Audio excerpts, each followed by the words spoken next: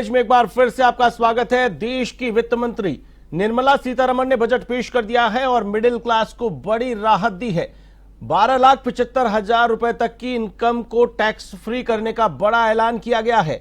इसके साथ ही कई अन्य घोषणाएं की गई हैं बजट में। वित्त मंत्री निर्मला सीतारमण ने बजट में कई बड़ी घोषणाएं की है। 12,75,000 रुपए तक की इनकम को टैक्स फ्री कर दिया है।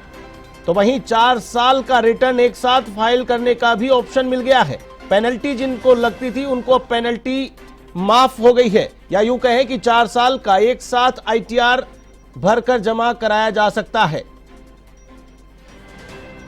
इसके अलावा कई अन्य घोषणाएं की गई है। न्यू इनकम टैक्स बिल अगले हफ्ते लाया जाएगा। इनडायरेक्ट टैक्स रिफॉर्म के बाद में बताएंगे। कैंसर की दवाएं सस्ती होंगी।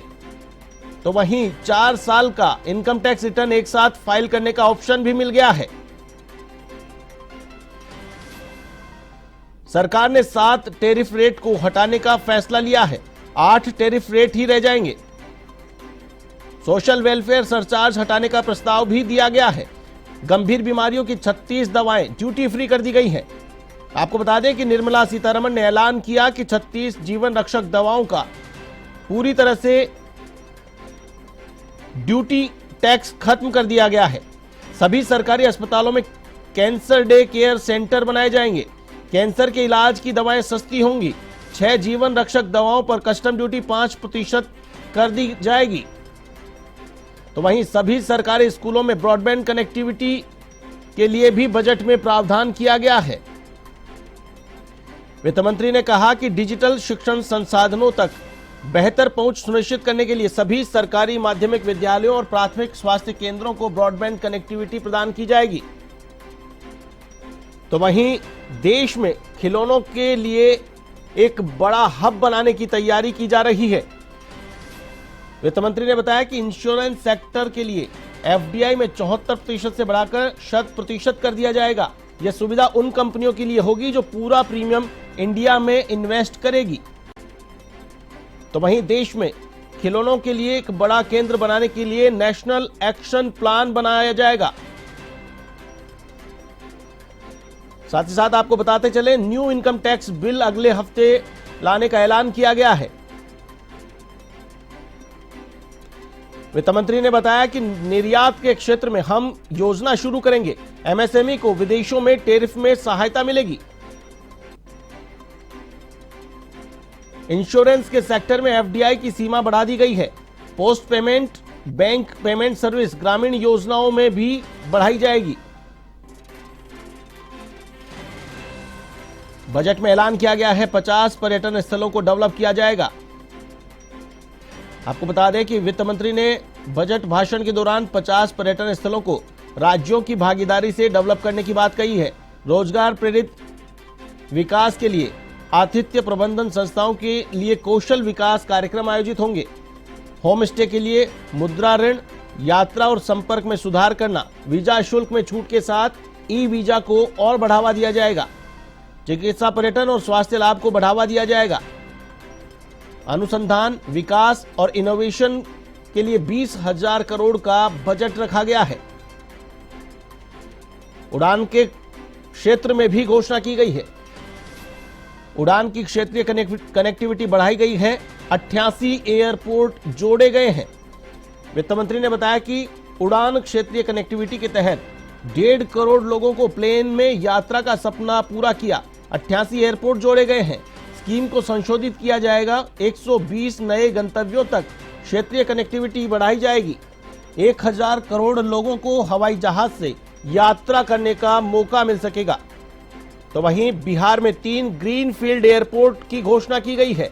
पटना बिहटा एयरपोर्ट की क्षमता को बढ़ाने की बात की गई है।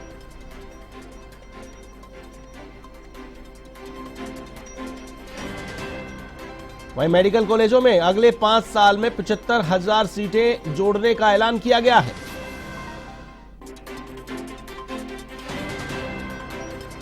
बजट में 5 क्षेत्रों पर फोकस किया गया। विकास में तेजी लाना, सुरक्षित समावेशी विकास करना, निजी क्षेत्र के निवेश को बढ़ावा देना, घरेलू खर्च में वृद्धि, भारत के उभरते मध्यम वर्ग की खर्च करने की शक्ति को बढ़ाना है।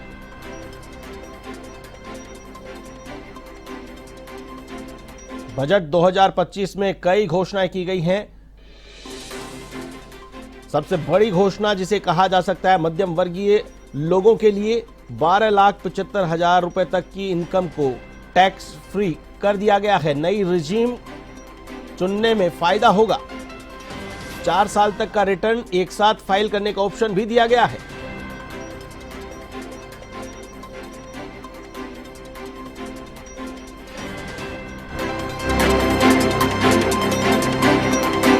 मध्यम वर्ग के लिए 12 लाख तक की कमाई टैक्स फ्री कर दी गई है। नौकरी पेशा लोगों के लिए 75,000 स्टैंडर्ड डिडक्शन के साथ टैक्स लिमिट 12,75,000 कर दी गई है। 0 से 4 लाख तक की कमाई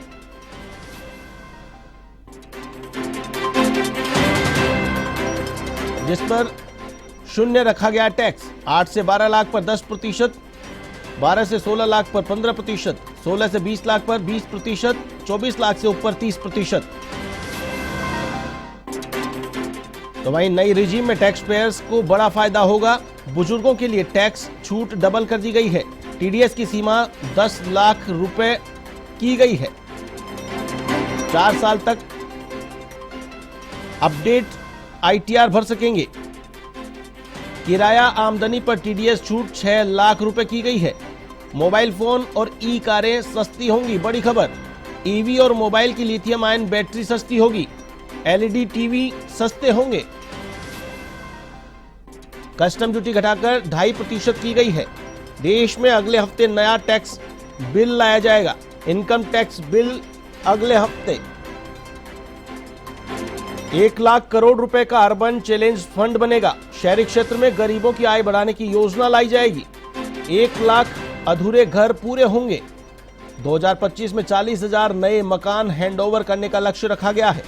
हर घर नल से जल पहुंचाने के लिए जल जीवन मिशन कार्यक्रम 2028 तक बढ़ा दिया गया है। मैं बात करें किसानों की, किसान क्रेडिट कार्ड केसीसी की लिमिट 3 लाख से बढ़ाकर 5 लाख कर दी गई है। देश में पीएम धन धान्य कृषि योजना शुरू होगी। 100 जिलों में इसका फायदा मिलेगा। डेयरी और मछली पालन के लिए 5 लाख रुपए तक लोन मिलेगा। समुद्री उत्पाद सस्ते होंगे। कस्टम ड्यूटी 30% से घटाकर 5% की गई है। अंडमान निकोबार और गहरे समुद्र में मछली पकड़ने को बढ़ावा मिलेगा। बिहार के किसानों की मदद के लिए मखाना बोर्ड का गठन किया गया है। मिथिलांचल में पश्चिमी कोसी नहर परियोजना शुरू होगी। 50,000 हेक्टेयर क्षेत्र के किसानों को फायदा मिलेगा। दालों में आत्मनिर्भरता हासिल करने के लिए 6 साल का mission post payment bank service ग्रामीण योजनाओं में बढ़ाई जाएगी। कपास उत्पादन के लिए 5 साल की कार्य योजना रखी गई है। प्रोडक्शन और मार्केटिंग पर फोकस होगा। असम के नामरूप में नया यूरिया का प्लांट लगाने की घोषणा की गई है। तो वहीं युवाओं की अगर बात करें, स्टार्टअप के लिए 10,000 करोड़ रुपए का फंड बनाया जाएगा। 500 करोड़ रुपए से 3AI artificial intelligence excellence centre बनाए जाएंगे। मेडिकल एजुकेशन में अगले 5 साल में 75,000 सीटें बढ़ाई जाएंगी। देश में 23 IIT में 6,500 सीटें बढ़ाई जाएंगी। मेडिकल कॉलेज में 10,000 सीटें बढ़ेंगी। पीएम रिसर्च फेलोशिप के तहत 10,000 नई फेलोशिप दी जाएगी। देश में ज्ञान भारत मिशन शुरू होगा। 1 करोड़ मैन्युस्क्रिप्ट का डिजिटलाइजेशन होगा। पटना में IIT में हॉस्टल सुविधा बढ़ाई जाएगी। Make in India make for world को बढ़ावा देगा। स्किल बढ़ाने के लिए 5 राष्ट्रीय स्तर के सेंटर बनाए जाने की घोषणा की गई है।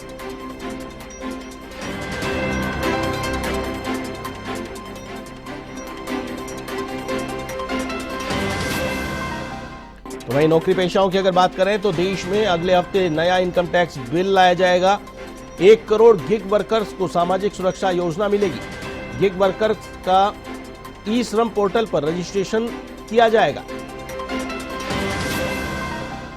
वहीं व्यापारी जगत की अगर बात करें, एमएसएमई के लिए लोन गारंटी लिमिट 5 करोड़ से बढ़ाकर 10 करोड़ कर दी गई है। सोशल वेलफेयर सरचार्ज हटाने का प्रस्ताव है। 7 टैरिफ रेट हटेंगे।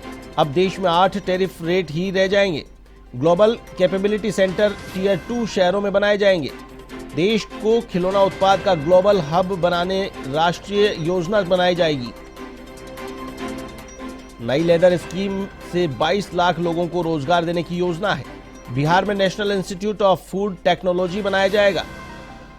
सूक्ष्म उद्यमों के लिए 5 लाख रुपए की लिमिट वाले कस्टमाइज्ड क्रेडिट कार्ड जारी होंगे। पहले वर्ष 10 लाख कस्टमाइज्ड क्रेडिट कार्ड जारी किए जाएंगे।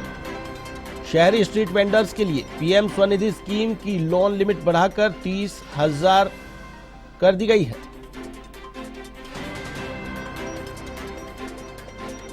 तो वहीं कॉर्पोरेट की बात करें, बीमा के क्षेत्र में निवेश में एफडीआई की सीमा 74% से बढ़ाकर 100% कर दी गई है।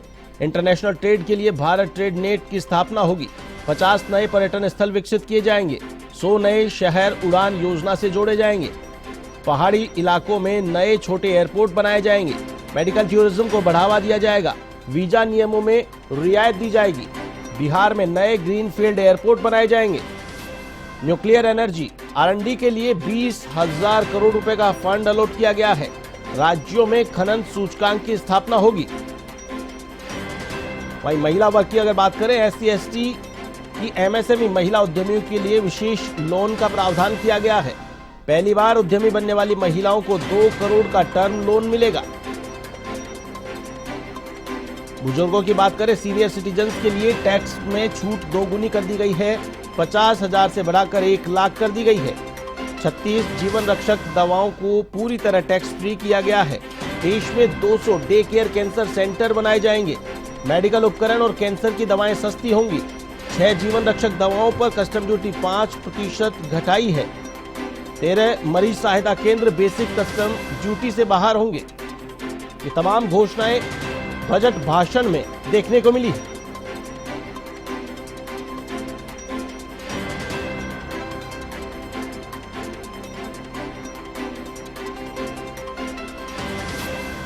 तो वहीं बजट के दौरान निचले स्तर से 434 अंक बाजार संभला है। फिलहाल सेंसेक्स में 60 अंक और निफ्टी में 10 अंक की गिरावट है। आईटी सेक्टर में सबसे ज्यादा बिकवाली हुई है। बजट के दौरान मार्केट भी अप एंड डाउन होता हुआ नजर आया है।